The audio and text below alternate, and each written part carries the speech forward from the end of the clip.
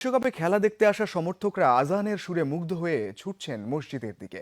মসজিদে আজান শুনতে দেখা যায় ব্রাজিল, আর্জেন্টিনা সহ অমুসলিম দেশের অনেক সমর্থকদের। অনেকে আগ্রহ দেখাচ্ছেন ইসলামের প্রতি। ইসলামী বই কিনেও বাড়ি ফিরছেন অনেকে।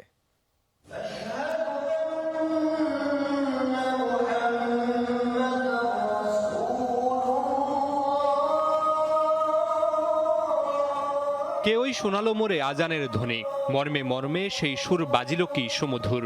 আকুল হইল প্রাণ, নাচিল ধমনী। বাংলা সাহিত্যের কবি কায়কোবাদ ঠিকই বলেছেন, শত বছর পার হলেও সেই কথারই প্রতিফলন দেখা গেল কাতারে।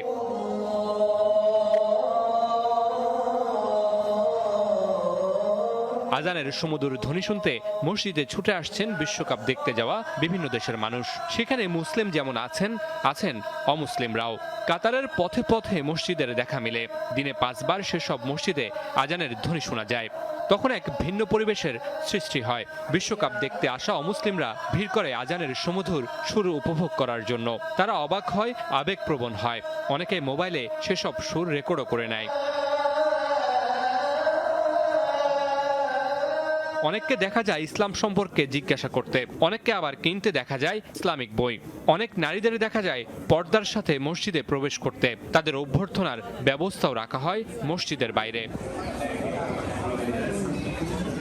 কাতারে বিভিন্ন দেশের মানুষ যেমন তাদের আয়োজনে মুগ্ধ হচ্ছে, ঠিক তেমনিভাবে আগ্রহ তৈরি করছে ইসলামিক কৃষ্টি কালচারের প্রতি।